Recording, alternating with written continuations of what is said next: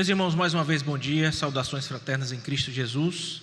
Agora para a classe, classe que nós vamos iniciar agora, dando continuidade à exposição do documento confessional que rege a nossa interpretação das Sagradas Escrituras. Nós cremos que eles expressam o ensino correto das Sagradas Escrituras, que é a Confissão de Fé de Westminster. Nós vamos tratar hoje, irmãos, do último capítulo da Confissão de Fé. Portanto, está acabando, Já caminhamos aí bastante na exposição deste documento e estamos finalizando. E para tal, eu convido você a abrir sua Bíblia, por favor, em Mateus capítulo 25. Mateus capítulo 25, versículos 31 a 46.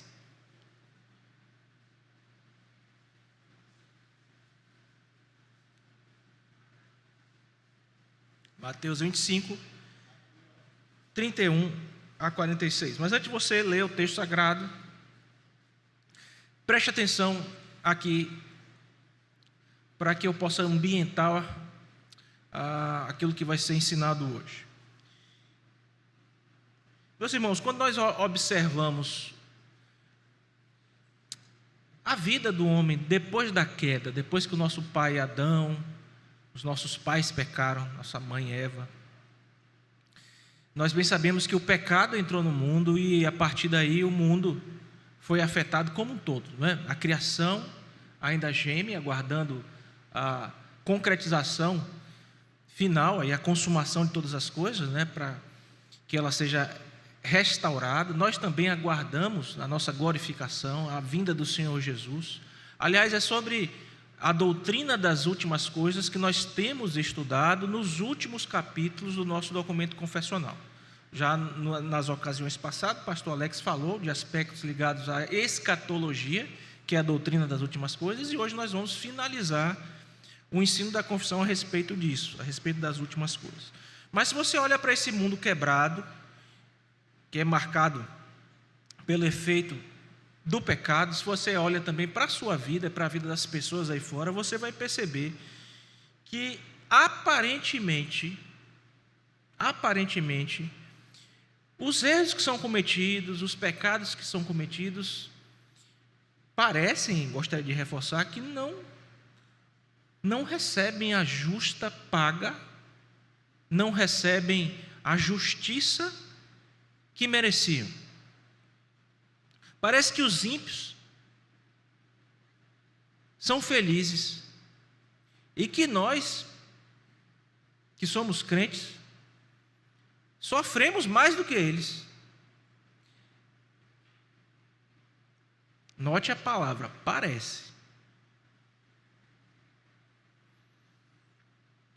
Ao contrário dos filmes, das novelas que nós estamos aí sendo submetidos, as séries aí da Netflix, Amazon Prime, seja lá o que é que você assina, seja lá quais são as séries que você assiste, parece que nessas séries e novelas nós encontramos muito frequentemente um final feliz, as coisas se encaixando, no final tudo dá certo, mas quando a gente olha para a realidade, para a vida mesmo, os assassinos estão fora da prisão, os condenados por roubo, lavagem de dinheiro, estão fora da prisão. Os golpistas do INSS também não se encontram presos. Os fraudulentos fogem, pagam penas curtas, saem e continuam a desfrutar das riquezas que roubaram, que se apropriaram. Isso sem contar, irmãos, com os assassinatos, com o tráfico de drogas, com tanta coisa ruim, prostituição, agressões. Outro dia desse, eu vi um cidadão falando que ele agredia mesmo porque não dava nada. Se alguém fizer alguma coisa com ele, ele agride mesmo, que o máximo que vai dar é ele ir uma noite lá e diante do advogado, que ele, se mexer com ele, ele arrebenta mesmo a linguagem dele. Irmãos, os pais de família mal conseguem sustentar suas casas.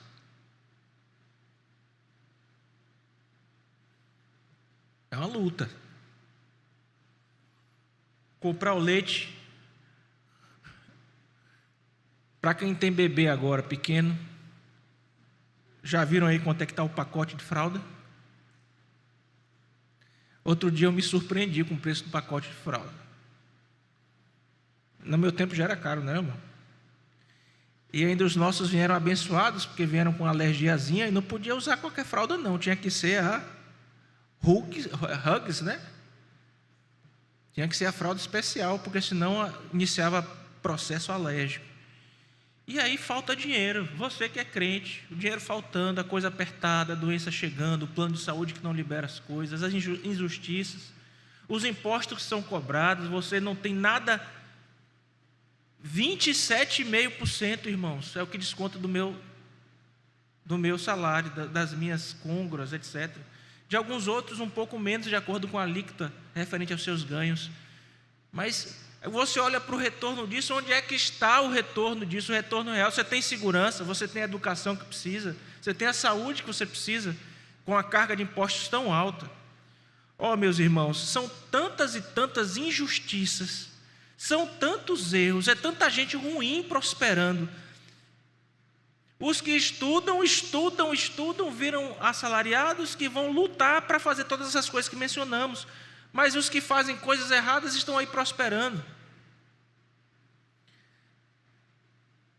E eu faço essa introdução para você perceber bem claramente, meu irmão, que nós realmente precisamos de um momento onde Deus venha trazer justiça sobre todas as coisas. E esse momento certamente virá.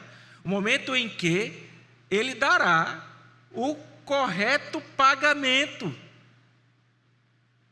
a correta recompensa a cada um, homens e anjos, segundo as suas obras, segundo aquilo que professaram.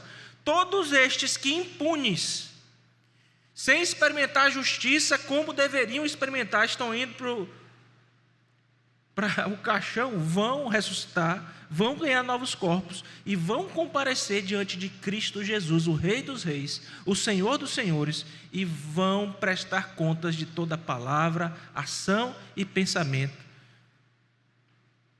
que fizeram, que tiveram. É justamente esse o ensino do capítulo número 33 da Confissão de Fé de Westminster. E esse texto que eu pedi que vocês abrissem vai nos ajudar a entendermos a respeito desse tema que é o juízo final. Então vá, por favor, para Mateus, capítulo 25, versículos 31 a 46.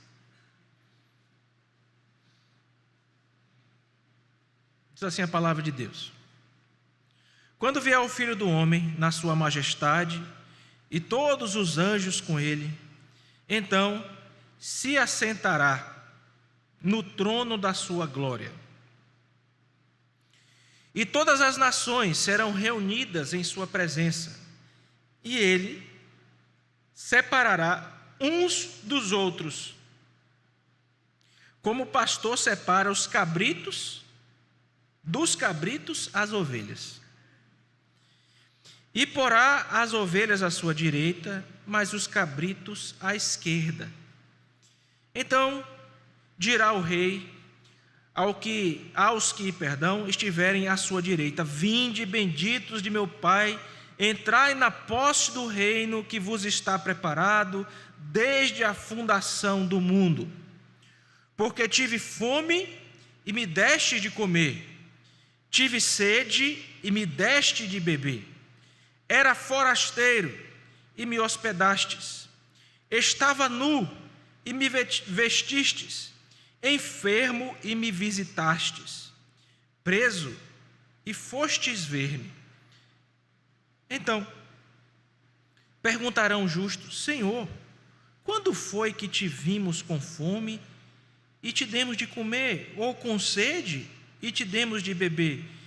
E quando te vimos forasteiro e te hospedamos, ou nu e te vestimos? E quando te vimos enfermo ou preso e te fomos visitar? O rei, respondendo, lhes dirá: Em verdade vos afirmo que sempre que o fizestes a um destes meus pequeninos irmãos, a mim o fizestes. Então o rei dirá também aos que estiverem à sua esquerda: apartai-vos de mim, malditos, para o fogo eterno, preparado para o diabo e seus anjos. Porque tive fome, e não me deste de comer, tive sede, e não me deste de beber. Sendo forasteiro, não me hospedastes. Estando nu, não me vestistes. Achando-me enfermo e preso, não fostes ver-me. E eles lhe perguntarão: Senhor, quando foi que te vimos com fome, com sede, forasteiro, nu, enfermo ou preso, e não te assistimos? Então lhes responderá: em verdade vos digo que, sempre que o deixaste de fazer a um destes mais pequeninos, a mim o deixaste de fazer. Irão estes para o castigo eterno, porém os justos para a vida eterna. Amém. Vamos orar? Bendito Deus, lida a tua palavra, ó Deus. Nós pedimos a compreensão, o entendimento, ó Deus, a respeito deste assunto de suma importância para cada ser vivo. Ó Deus, que é o momento onde haveremos de comparecer diante de Cristo Jesus, o Rei dos Reis, o Senhor dos Senhores, e prestar contas dos nossos atos. Auxilia-nos, ó Deus, no entendimento correto destas coisas. É a oração que fazemos, ó Deus, em Cristo Jesus. Amém. Eu quero fazer apenas alguns destaques nesse texto, irmãos, antes da gente caminhar aqui para algumas explicações importantes adicionais. Perceba que o Senhor Jesus aqui está narrando que Ele, em sua majestade, vai vir juntamente com seus anjos e vai assentar no trono da sua glória, com todas as nações reunidas diante de si. Veja aí o versículo 32. E vai separar os cabritos das ovelhas. Então, ovelhas para a direita, cabritos para a esquerda. Separou, botou as ovelhas todo lado de cá, colocou os cabritos todo lado de cá. Assentado no trono da sua glória, junto com seus santos anjos. Então, aqui já ficam claras algumas questões para nós. Cristo vai voltar. O Cristo que vai voltar não é mais aquele servo sofredor, aquele Cristo que passou pelo estado de humilhação, que se submeteu a todas aquelas lutas, não é? Mas vai voltar glorioso. Ele que já governa sobre todas as coisas, você se lembra disso, né? Quando ele ascendeu aos céus, nos conta Apocalipse, ele expulsou o dragão, que sabia que pouco tempo restava, chamou os seus aliados para tentar tragar um número maior de pessoas, mas ele já expulsou o dragão lá do céu e está reinando. O livro de Apocalipse vai contar esse reinado de Cristo, né? Você vai, por exemplo, ali inicialmente no livro para os 7 selos, os selos vão sendo abertos. O que são estes selos? Aquele que assentou-se no trono, lembra a visão de João? João estava chorando no céu porque ninguém achava-se digno de abrir o livro e desatar os selos. E aí João vê que o leão da tribo de Judá, o Cordeiro de Deus, toma o livro da mão direita daquele que estava assentado no trono.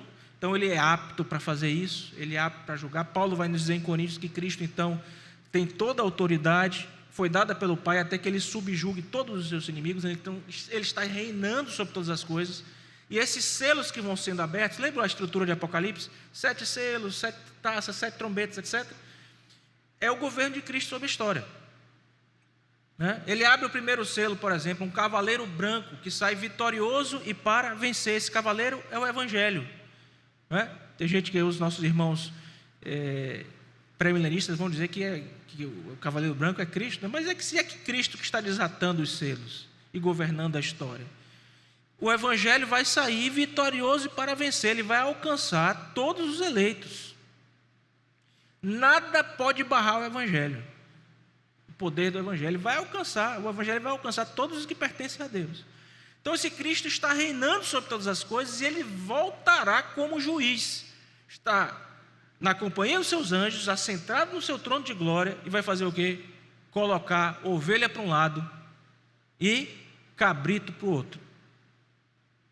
Ó, irmãos, só aqui, né, aquela injustiça toda, aqueles pecados todos, aquilo que a gente parece não ver resposta em uma justiça falha, como é a justiça humana, basta olhar para os nossos tribunais. Agora eles vão estar diante de um juiz que, daqui a pouco a gente vai ver isso lá em Apocalipse 20, um trono branco vai ser narrado, é um trono de equidade, de santidade, um juiz que não vê sua aparência nem é comprado, é um juiz que sonda os corações, conhece os pensamentos e que vai realmente aplicar a justiça em sua medida correta, real e necessária.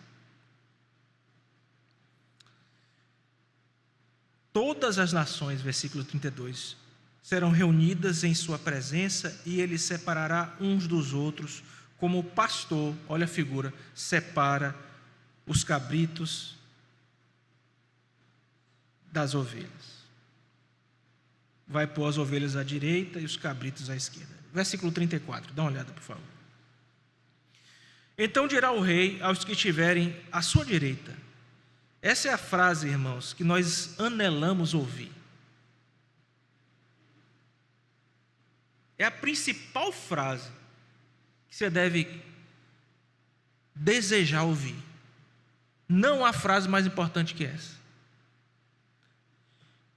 Vindes benditos do meu Pai, entrai na posse do reino que vos está preparado desde a fundação do mundo. Olha que coisa maravilhosa, né? Veja como a confissão está terminando com a escatologia, e certamente vocês ouviram, com a doutrina das últimas coisas, certamente vocês ouviram de nós aqui, de mim, do pastor Alex, de mim com menos frequência, porque estou mais vinculado aos jovens, né? Mas toda a Bíblia fala a respeito da doutrina das últimas coisas. Às vezes a gente pensa que é só Apocalipse que fala, né? Não, toda a Bíblia. Seu Raimundo, qual é a primeira palavra da Bíblia? Aí seu Raimundo vai falar para mim. No início, no princípio, criou Deus, o que, irmãos? O céu e a terra. No início. Início do quê? Das coisas que ele criou dali. Início, no início do tempo, né? Início. O início pressupõe o quê, irmãos? Um fim. Nós encontramos escatologia na Bíblia toda. A doutrina do fim, a doutrina das últimas coisas. Na primeira palavra da Bíblia, você já é chamado para a noção de que existe uma consumação. Uma consumação. Então, nesta consumação, o nosso Rei, o nosso Senhor e Salvador Jesus Cristo vai falar assim: vinde, benditos do meu Pai, entre para o reino que está preparado, quando? Desde a fundação do mundo. Veja quanta coisa a gente precisa só para interpretar essa frase. Lembra quando a gente estudou junto aqui a doutrina da aliança? Em um Deus triuno, soberano, que está na eternidade, diante do tempo, que fez um pacto na sua própria economia, Pai, Filho e Espírito Santo. Deus Pai propondo todas as coisas, criação de todas as coisas. O Filho, ciente da queda de nosso pai Adão, oferecendo-se para ser o Redentor. O Espírito Santo oferecendo-se para aplicar a obra do Filho nos corações daquele a quem o Pai escolheu. Um reino proposto desde toda a eternidade. A Bíblia fala de um cordeiro que foi morto quando? Antes da fundação do mundo. E agora o rei volta e diz assim: venham, entre para este reino que está preparado para vocês. Não é de agora não. Veja como ele tem um controle sobre a história. A nossa base teológica toda aqui sendo expressa a soberania de Deus, um assunto que nos é tão caro. Então ele vai aqui dizer para os seus filhos que entrem para este reino preparado desde a fundação do mundo. E vai dar as razões. Vai dar as razões.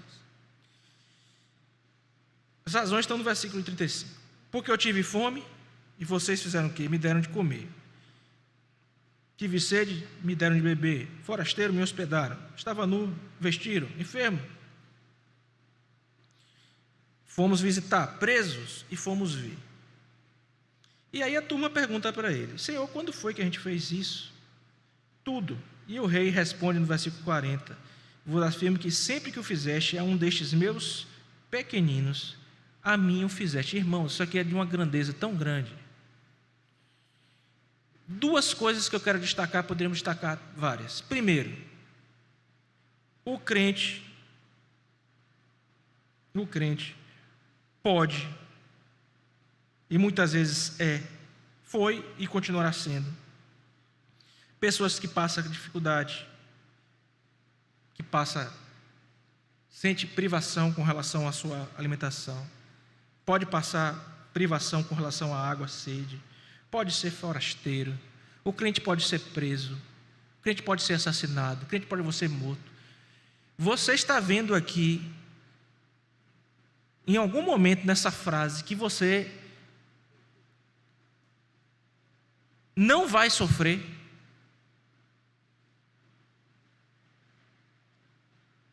Não está vendo, né?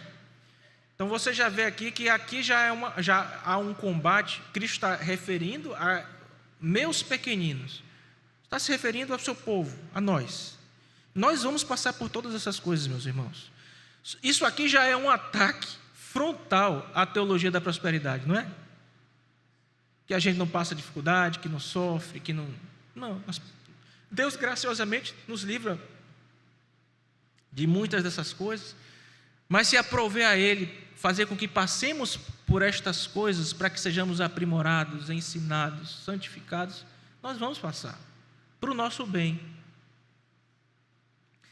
conscientes de que as dificuldades que nós passamos nesta vida, as nossas lutas, aí você pensa aí, quais são suas lutas? Não sei, mas eu tenho luta financeira, eu tenho uma luta grande no meu casamento, pastor, eu tenho luta com alguma dificuldade, com algum pecado específico, eu tenho luta com enfermidade, pastor, eu tenho enfermidades diversas. Todas essas lutas vão ter um fim, meus irmãos. O que nós passamos de mal aqui agora, em nada se compara, e até as coisas boas, em nada se comparam ao que está proposto para nós em Cristo Jesus. E a ideia, irmãos, é que a nossa vida com Cristo é medida a partir de ações concretas. A nossa fé não é uma fé baseada em elucubrações, uma fé meramente intelectual, uma fé que fica só no campo do pensamento.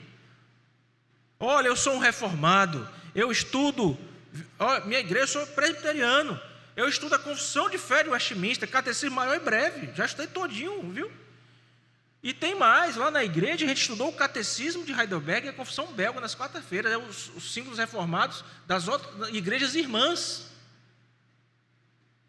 Tá, meu irmão, você está estudando, e o que é que você está fazendo com o que você tem recebido e estudado?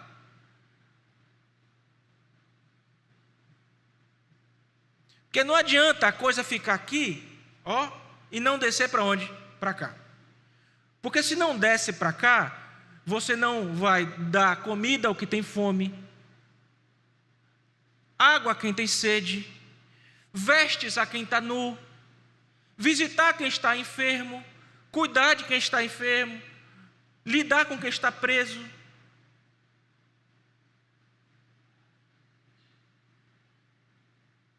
Isso é muito sério, irmãos.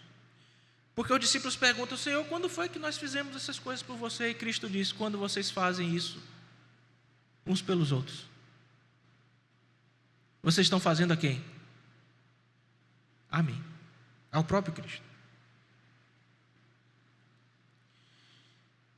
E veja que a diferença, irmãos, aqui proposta pelo texto, que se dá aí a partir do versículo 41, veja aí, por favor, na sua Bíblia. Então o rei dirá aos que estiverem à esquerda: apartai-vos de mim, malditos. E ele está fornecendo aqui o dado a respeito de onde os malditos vão, para o inferno 2.0, o fogo eterno, tá? Hoje o que existe é o inferno 1.0. Depois vai ter o inferno turbo, 2.0. Tá? Porque os homens maus que morrem hoje vão para a sepultura, etc., vão para o inferno, mas não está no inferno ainda a versão final. A versão revista e atualizada, tá? Vai ter o fogo eterno, vai todo mundo ganhar novo corpo, né? Todos vão ganhar novos corpos, irmãos. Os bons, os maus, vai todo mundo ressuscitar. Para esse julgamento aqui, quem estava morto vai ganhar novo corpo, vai ressuscitar. E vai ressuscitar com esse corpício preparado para a destinação eterna. Uns para a glória eterna e outros para o quê? Perdição eterna. Uns para a glória eterna, outros para a perdição eterna. Respondendo pelo que fizeram. E aí Cristo vai dizer aqui, para esses malditos aí que vão para o inferno, né? O fogo eterno, preparado para o diabo e seus anjos. Ainda tem uma informação adicional, né? Quem é que vai estar lá também? O diabo e os anjos, certo? E é a razão. Por quê? Tive fome e não me deste comer, tive sede e não me deste beber, estava forasteiro, não me hospedaram, estava nu, não me vestiram, achando-me preso, enfermo, não foste ver-me. E lhe perguntarão: Senhor, quando foi que vimos com fome, com sede, forasteiro, nu, enfermo, preso, e não te assistimos? Então lhes responderá: em verdade vos digo que sempre que deixaste de fazer um destes mais pequeninos a mim, o deixaste de fazer, e irão estes para o castigo eterno, porém os justos para a vida eterna. O que é que fica evidente já a partir daqui, irmãos? Eu vi, viu, diácono Jeremias, já vou lhe ceder a palavra. Por favor, irmãos, tem algum diácono que auxilie aqui? Levando o microfone para o nosso irmão diácono Jeremias. O que é que fica claro aqui, irmãos, à luz desse texto?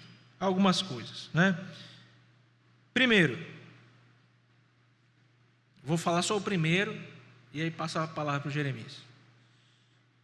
No mesmo julgamento estarão salvos e perdidos. Todo mundo está lá.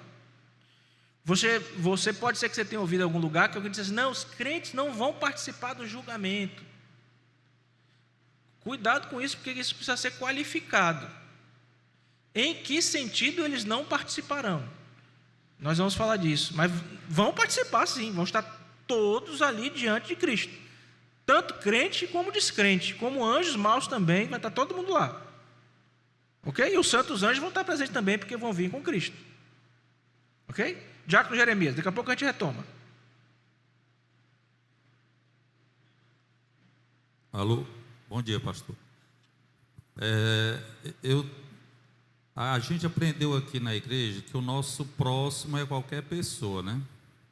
Aqui no versículo 40, Cristo diz aos meus irmãos pequeninos. Então, uma pessoa que não é crente e a gente não ajuda, a gente está errando nesse sentido. Outra coisa, eu tenho uma dificuldade, pastor, de andar em presídio. Se a igreja for fazer uma campanha, alguma coisa em presídio, não conte nem comigo, porque eu tenho um pavor disso ali. Então, assim, tem certas coisas que a gente deixa de fazer. Eu tenho dificuldade de dar esmola em sinal. Tem gente lá que eu sei que realmente é necessitado, mas eu não incentivo para que outros não venham a fazer aquilo ali. Então, quando a gente deixa de ajudar nesses casos, a gente pode considerar essas pessoas como pequeninos irmãos, ou pequeninos somente? Como é que a gente... Excelente pergunta. Eu acho que o texto já nos ajuda com a direção. Quando o nosso Senhor dá a primeira resposta, como é que ele responde da primeira vez? O rei respondeu e dirá: em verdade vos afirmo que sempre que o fizeste a um destes meus pequeninos irmãos. Agora, como é que ele responde na segunda vez para os ímpios? Veja aí Quando foi, versículo 44. Senhor, quando foi que te vimos com fome, no enfermo, preso e tal? Então ele responderá, versículo 45. Sempre que o deixaste de fazer a um destes mais pequeninos. Mais pequeninos. Então, qual é a dinâmica? Esse mais está mais genérico, não está? Pelo menos aparentemente não está mais genérico. Então, qual é a dinâmica? Irmãos, a Bíblia diz que a gente prioritariamente ajuda aos domésticos da fé. Então, estamos lá na ordem de prioridade. Mas isso quer dizer que a gente não deva ajudar os outros também? Não. E a igreja sempre age assim. Realmente, meu diácono, hoje nós vivemos uma situação muito complexa no que se relaciona à assistência que a igreja e que nós como crentes precisamos dar. Eu diria que essa é uma área que nós precisamos pedir muita sabedoria a Deus. Eu cansei de ver, vou ajudar exemplos práticos, né? Com os anos de pastorado, diaconia também, a gente vai aprendendo a discernir, e aí precisa de dom espiritual às vezes para isso também, né? Dom de discernimento, outras coisas assim. Discernir quem realmente está precisando de ajuda de quem não está. Porque tem muito golpista por aí, né? Cansei de ver lá na igreja mesmo, tinha uns que sempre apareciam na igreja, que eu era pastor antes de vir para cá, que eu tive a oportunidade de plantar. Parecia gente na porta, e aí a gente já sabia quem eram os enroladores. Tinha uns profissionais, os caras chegam com a história que não tem como você dizer que é mentira. Se você não conhecer, não tiver discernimento, você vai... Uma história que eles gostavam muito, não, porque estou aqui com minha família, preciso comprar uma passagem para não sei onde, esse negócio dessa passagem. Alguém já passou por esse caso aqui da passagem? Olha, um monte de gente já levantaram a mão, né? Eu preciso da passagem para não sei onde e tal. Então a gente é tão calejado com essas coisas que, por vezes, às vezes a gente termina pecando, deixando de ajudar alguém que realmente estava precisando, porque já estamos calejados com a quantidade de golpes, de gente mal intencionada, etc. Outra coisa é um assistencialismo que não visa, porque realmente a pessoa está com frio, fome, etc., aquela necessidade básica precisa ser sanada, né? Lembra da pirâmide de Maslow, irmãos? A gente estuda isso em administração, minha primeira graduação, administração, quando formei em administração lá em Salvador. Maslow tem uma pirâmide, e na base da pirâmide de Maslow estão as primeiras necessidades. São as necessidades o quê? Básicas, né? Você precisa comer, você precisa ir no banheiro, você precisa se aquecer, etc. Então tem hora que essa ajuda básica nós precisamos dar mesmo, irmãos. Só que chega um momento que você ajudou com o básico, chega uma hora que você tem que dizer, opa, você precisa fazer o quê? Ter dignidade, estudar, você precisa trabalhar, etc. E o Evangelho também vai fazendo isso com a pessoa. Vai transformando, habilitando ela a ter uma ocupação, a trabalhar, entender o valor do trabalho, saber que o trabalho foi criado por Deus, que é nossa responsabilidade, né? O mandato cultural, etc. Então isso vai nos auxiliando. E aí, veja que essa maturidade no lidar com isso vai sendo acrescentada, tanto individualmente a você e a mim, como a igreja também vai aprendendo a lidar com essas coisas. Tá? Então, essa não é uma... Veja, para a gente lidar com isso, eu creio que a gente precisaria de uma aula, né? Um tempo específico para lidar com isso, mas em termos básicos nós precisamos caminhar por estas questões que mencionei para ti aqui, né? Ajudar sim ao próximo, certo?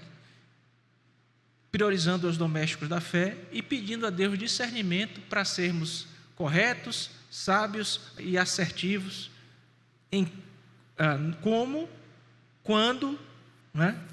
E de que forma ajudar. Ok? Satisfeito? Mais uma pergunta ali atrás, vamos lá? Diácono Tiago, que levantou a mão.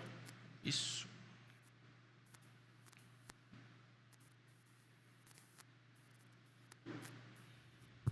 Bom dia, reverendo. Bom dia, meu irmão. É porque o diácono Jeremias também fez a observação referente aos presos, né? Minha pergunta é o seguinte: se esses presos aqui não seriam por causa do evangelho, não os presos injustamente, no caso, ou se seriam qualquer preso? Olha, irmãos, nós temos por obrigação visitar aos encarcerados E o texto fala dos presos, né? Dos presos. Tinha uma irmã em Salvador, é até emocionante o testemunho dela. Irmã, me parece que ela era Judite Simões, membro da Igreja Presbiteriana da Bahia. Ela teve um ministério de mais de 30 anos no Lemos de Brito, lá em Salvador. Pensa num presídio grande, com muita gente. A vida dela, irmãos, era ir para esse presídio, pregar o evangelho para esse presídio, levar kit de higiene, roupa e tal. No dia que essa mulher morreu, teve um culto, o ofício fúnebre na igreja. O que tinha de gente lá, que a gente nunca tinha ouvido falar, visto. E muitos presos, ex-presidenciários. O diretor, como é que chama o cargo máximo do presídio? Eu acho que é diretor, né? Eu não lembro. Ele era a autoridade no presídio, deve ser o diretor do presídio, não lembro o nome. Foi lá dar um testemunho que Salvador perdeu um instrumento de Jesus Cristo para a reabilitação de pessoas, porque o cara está preocupado com socialização, né? Ele não vai falar porque ela é uma crente que levou eles para o céu, não. Ele estava preocupado do cara sair melhor mas ele foi lá e fala que aqueles que tinham contato com ela saíam convertidos, etc. Muitos, né? Obviamente, não todos. Então, irmãos, é uma tarefa nossa. O presídio é uma tarefa nossa, é uma tarefa da igreja.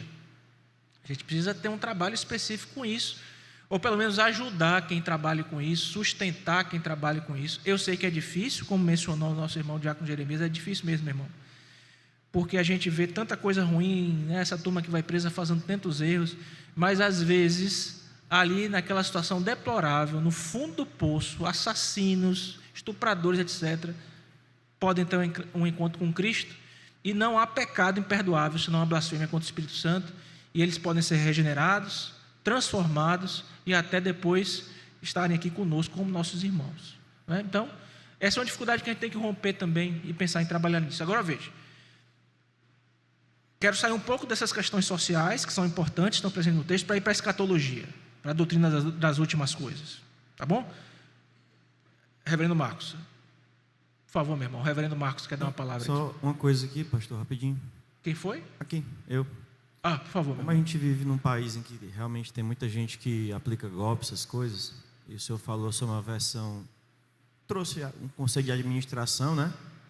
Tem até um conceito econômico, que dinheiro não é nada, ele é um meio de troca, ele não tem nem riqueza em si mesmo. Ainda mais depois que, na década de 70, não tem mais o acordo de Bretton Woods atrelado ao ouro, então o lastro da moeda hoje não é nada. Só que tem um fetichismo das pessoas hoje por dinheiro, porque dinheiro é um meio de troca e compra tudo. Eu estou falando assim, que às vezes o irmão ele dá o dízimo, dá a oferta, aí quer terceirizar, não quer ajudar. E às vezes a gente cai em golpe porque é mais fácil dar dinheiro para quem pede do que ouvi-la e saber qual é a sua necessidade. Então às vezes é melhor você, além de dízimo e oferta, você na sua vida pessoal, tentando ser rico para com Deus, não dar dinheiro, mas dar comida, dar um cobertor, uma coisa em si. Porque assistir a necessidade real que a pessoa está passando. Real. O dinheiro nada é, ele é um meio de troca, que se você dá para alguém, é mais fácil. Mas ele pode realmente ser alguém que vai comprar comida passando fome, ou um cara que vai usar droga, com o que você está tentando ajudar. Muito bem, obrigado, meu irmão. Agora, reverendo Marcos Rogério aqui, por favor.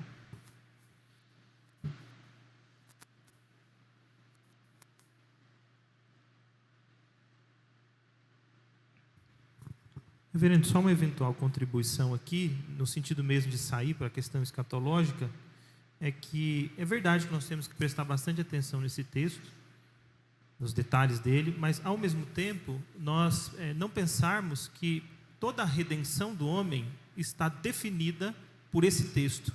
Sim. Esse texto apresenta duas questões teológicas centrais, que é, então, a evidência da confiança em Cristo como seu Redentor manifesta em boas obras. Sim, com certeza. Ou a rejeição, né, da redenção em Cristo, da confiança em Cristo, que se manifesta também na vida de Sim, más obras. Então, tomar cuidado só para não pensarmos que o todo da nossa redenção está neste quadro aqui. E aí, então, este pavor dos detalhes de eu não fui para o presídio, ou eu não visitei o enfermo, como se isso definisse a nossa redenção. Jesus está sendo aqui...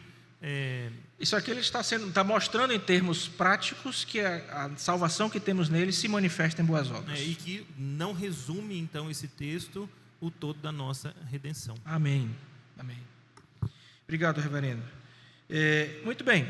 Então, do texto.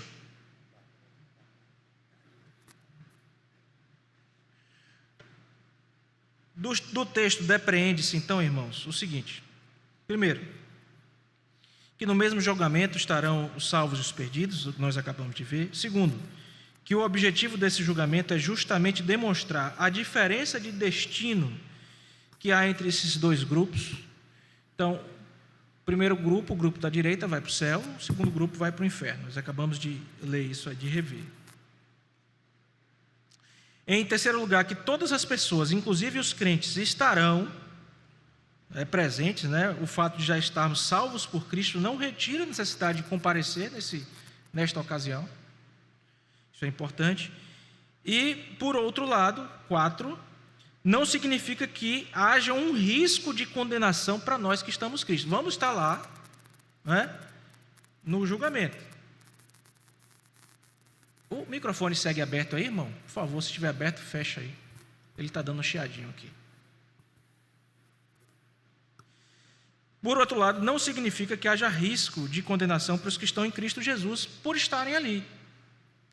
Não é? Nós acabamos de ler, e eu peço que você abra a sua Bíblia, por favor, com o pastor Alex, em Romanos 8:1.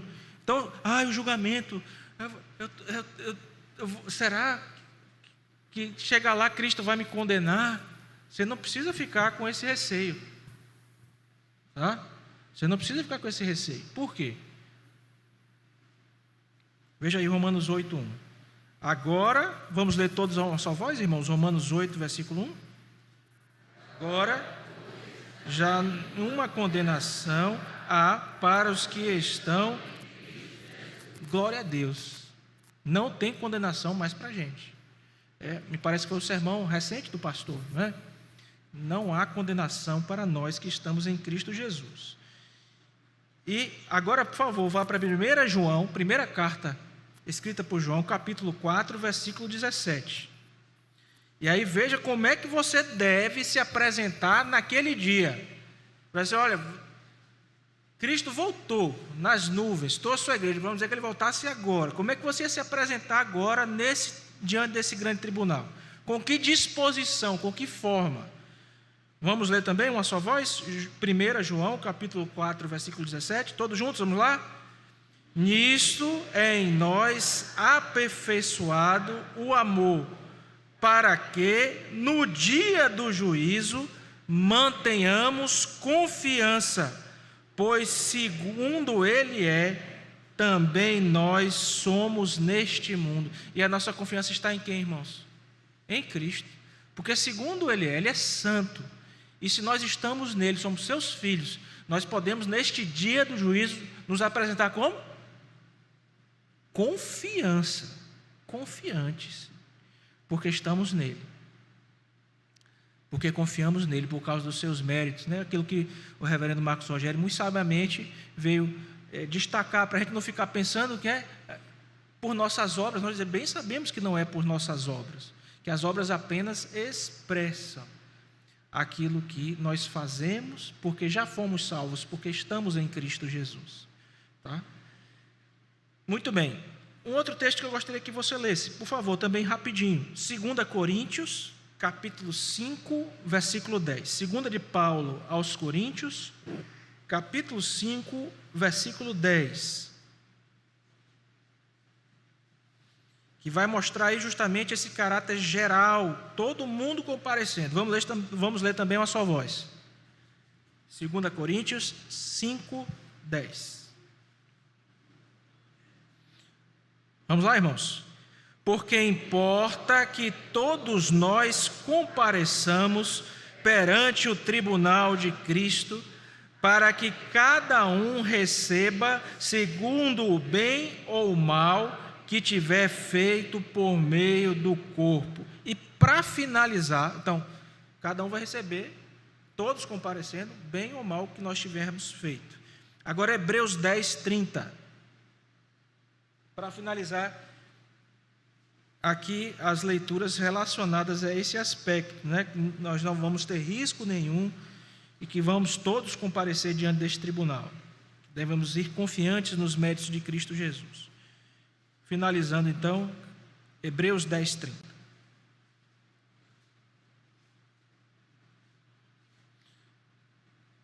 Ora, nós conhecemos aquele que disse: a mim pertence a vingança, eu retribuirei. E outra vez, o Senhor julgará o seu povo. Amém. Amém. Muito bem. Então, irmãos, vimos até aqui que aquele texto de Mateus que lemos mostra que o julgamento vai ser entre salvos e perdidos, que haverá diferença entre estes dois grupos na destinação final, que todos participaremos, inclusive nós que somos crentes, mas que nós não vamos para esse tribunal, mais no sentido condenatório, porque já não há condenação para nós que estamos em Cristo Jesus, mas sim para recebermos retribuição segundo as nossas obras. Nós vamos trabalhar isso um pouquinho mais para frente. Essa retribuição nós vamos ver que chama-se galardão, tá bom? Então nós vamos receber da parte de Deus segundo aquilo que nós praticamos. E a última questão importante aqui, que a gente viu nesse primeiro texto de Mateus, é que o juiz que está presente naquele momento é o nosso Senhor e Salvador Jesus Cristo. Atos dos Apóstolos diz isso. Lá em Atos 10, 42, nós lemos: e nos mandou pregar ao povo e testificar que Ele é quem foi constituído por Deus, juiz de vivos e mortos. Então, Cristo é quem foi constituído por Deus, juiz de vivos e mortos. E escrevendo a Timóteo, na sua segunda carta, capítulo 4, versículo 1, é dito o seguinte aqui: conjuro-te perante Deus e Cristo Jesus, que há de julgar vivos e mortos. Então, Paulo está escrevendo a Timóteo, está conjurando a ele, perante Deus e Cristo, esse Cristo que há de fazer o quê? Julgar os vivos e os mortos. Então, já fica muito claro para a gente entender ali quem vai estar presente nessa ambiência do juízo final, do grande julgamento. Anjos, homens, o juiz, os anjos dos céus que vão vir juntos, os anjos caídos, separa cabrito de ovelha, cada um segundo as suas obras, os descrentes para a sua perdição, os crentes para a retribuição segundo as suas práticas, porque já estão livres da condenação, porque estão em Cristo Jesus, e devem nesse momento apresentar-se de forma o quê? Confiante. Tá bom, irmãos? Tranquilo até aqui? Muito bem. Eu iniciei aqui esse estudo mencionando com vocês aquela dificuldade que a gente tem de olhar para os ímpios e perceber que há injustiça, que a justiça desse mundo não manifesta como nós gostaríamos, na medida em que nós gostaríamos, da forma como nós gostaríamos. E um texto que vai nos ajudar a entendermos um pouco dessa questão, e agora indo também para que isso encaminhe cada um de nós para a manifestação plena dessa justiça nesse juízo que nós estamos estudando, o juízo final, eu quero convidar você a abrir a sua Bíblia no Salmo de número 73. Salmo 73.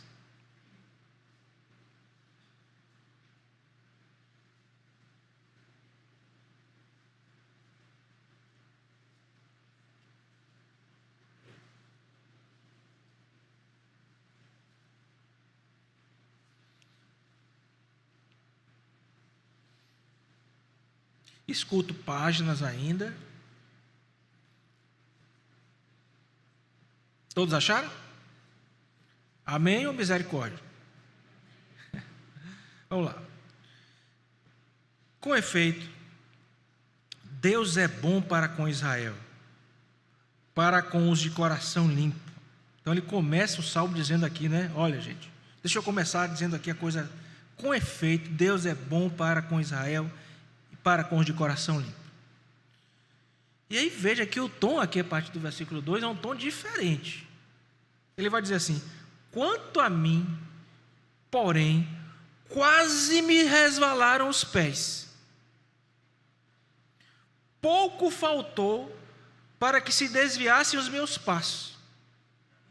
Por que que o salmista está dizendo que Deus é bom para com Israel, com efeito, e depois ele para e fala assim: quanto a mim, quase que eu tropecei, quase que meus pés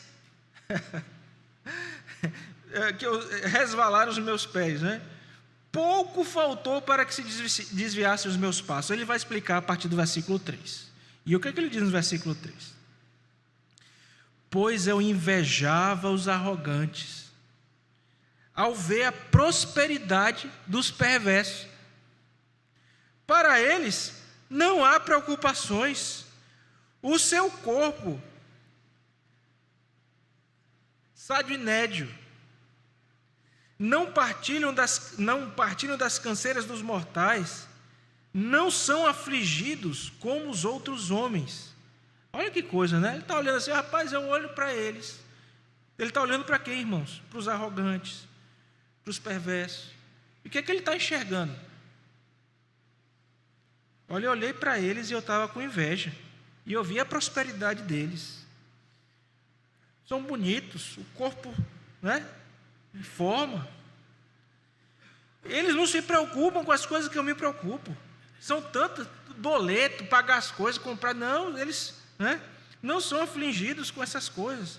Aí o versículo 6. Daí a soberba que os cinge como um colar. Você vê que eles são arrogantes. Gente, deixa eu abrir um parêntese aqui. Eu tenho percebido mais do que em outros lugares que eu já morei. E olha que eu já morei em alguns lugares, tá, irmãos? Povo de carro grande em Teresina se acha o dono da rua. Não há trânsito, não há sinal, não há vaga. É uma coisa assim. E com Laísa já fica olhando, né? Eu estou no carro com ela, a gente já fica olhando, a gente vê cada coisa, que eu vi coisas recentes, irmãos, que eu não acreditei.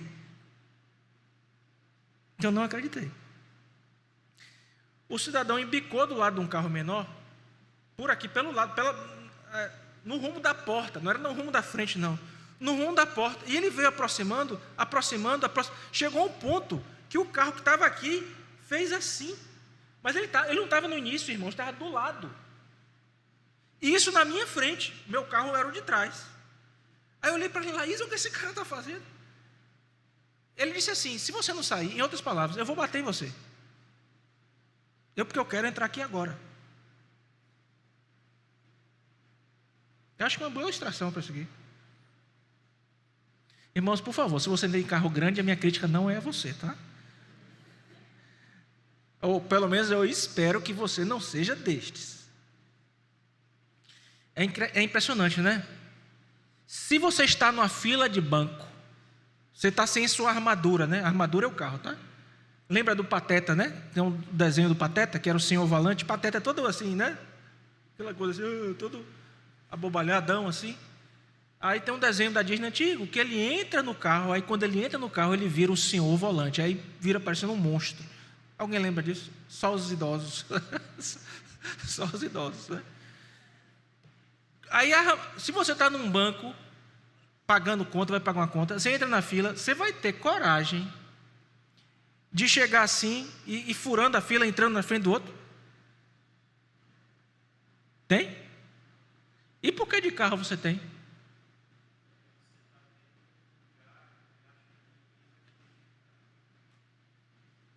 Mas Deus está vendo, tá, irmão? Deus está vendo. A arrogância, né? Daí a soberba que os cinge como um colar e a violência que os envolve como um manto. Versículo 7. Os olhos saltam-lhes da gordura, do coração brotam-lhe fantasias, montejam, né, juntam e falam maliciosamente, da opressão falam altivez. Contra os céus desandam as bombas. Então, veja, é tudo gordinho, forte, bonito. Aí o salmista está dizendo que está olhando para essa turma. Está olhando. Se você for ver o restante da descrição do Salmo, né? Estão falando aí maliciosamente, versículo 8, versículo 9: contra os céus desandam a boca, e sua língua percorre a terra, fofoqueiros.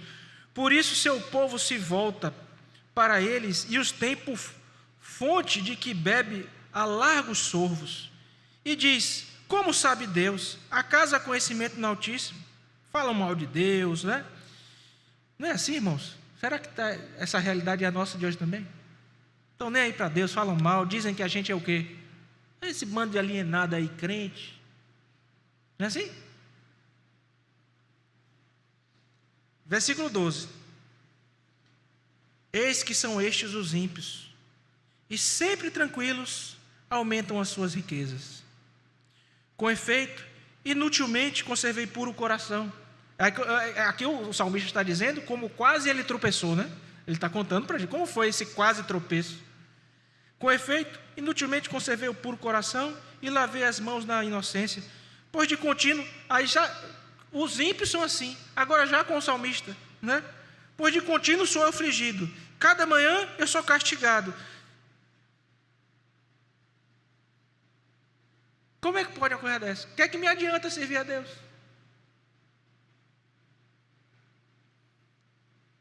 Aí olha o versículo seguinte: se eu pensara em falar tais palavras, já aí teria traído a geração de teus filhos. Em só refletir para compreender isso, achei muito pesada a tarefa para mim, até que entrei no santuário de Deus e atinei com o fim deles, com o fim dos ímpios. Até que eu entrei no santuário. Veja que a entrada no santuário de Deus muda quem nós somos, a nossa mente, a nossa concepção, a concepção do que é realmente prosperidade, do que realmente importa. Ele olhou para esse santuário e atinou para o fim dos ímpios. Versículo 18: tu certamente os pões em lugares escorregadios e os fazes cair na destruição. Então os deuses deles são esses, a recompensa deles já está dada. Já está dada. Como ficam de súbito assolados, versículo 19, totalmente aniquilados de terror. Como ao sonho, quando se acorda, assim, ó Senhor, ao despertares, desprezarás a imagem deles. Quando o coração se me amargou e as entranhas se me comoveram, eu estava embrutecido e ignorante, era como irracional a tua presença. Todavia, estou sempre contigo, tu me seguras pela minha mão direita, tu me guias com o teu conselho, e depois me recebes na glória. Que mais tenho eu no céu? Não há outro em que me compraza na terra. Ainda que a minha carne e meu coração desfaleçam, Deus é a fortaleza do meu coração e a minha herança para sempre. Os que se afastam de ti, eis que perecem. Tu destróis todos os que são infiéis para contigo. Quanto a mim, bom é estar junto a Deus. No Senhor Deus, ponho o meu refúgio para proclamar todos os seus feitos. Amém. Então, irmãos, nós não devemos invejar os ímpios. Ao adentrarmos o santuário de Deus, temos a nossa visão restaurada do nosso erro. O final dele será terrível, apesar da aparência de que atualmente tudo vai bem e de que a justiça não os acompanhará. Não serão pegos pela justiça. Para finalizar, você vai abrir a sua Bíblia em Apocalipse, capítulo 20, versículo 11. Apocalipse, capítulo 20, versículo 11.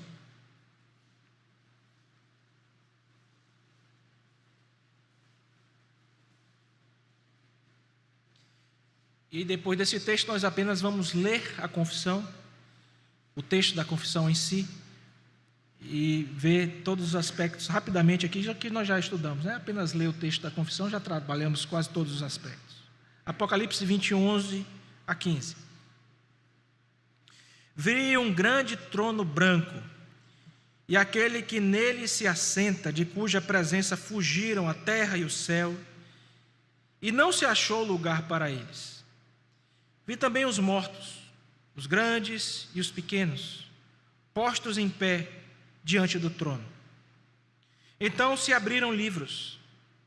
Ainda outro livro, o livro da vida, foi aberto. E os mortos foram julgados, segundo as suas obras, conforme se achava escrito nos livros. Deu o mar os mortos que nele estavam. A morte e o além entregaram os mortos que neles havia, e foram julgados um por um, segundo as suas obras. Então a morte e o inferno foram lançados dentro do lago de fogo. Esta é a segunda morte, o lago de fogo. É o inferno 2.0, tá? Versão final. E se alguém não foi achado inscrito no livro da vida, esse foi lançado dentro do lago de fogo. Oh, irmãos, graças a Deus por Jesus Cristo. Quem nele crê não é julgado. O que não crê já está julgado, porque não crê no nome do unigênito Filho de Deus. E o julgamento é este: que a luz veio ao mundo, e os homens amaram mais as trevas do que a luz, porque as suas obras eram más. João capítulo 3, versículos 18 e 19. O que é que nos diz, então, textualmente, a confissão de fé de Westminster para terminarmos? Diz assim, se você tem o texto, você pode acompanhar no livro mesmo. Capítulo 31 é o último capítulo da confissão. Se alguém puder colocar no grupo da igreja também, Diácono Jeremias às vezes tem isso mais fácil, coloca, por favor, o capítulo 33. Não 31, 33. Diz assim, irmãos, para finalizarmos.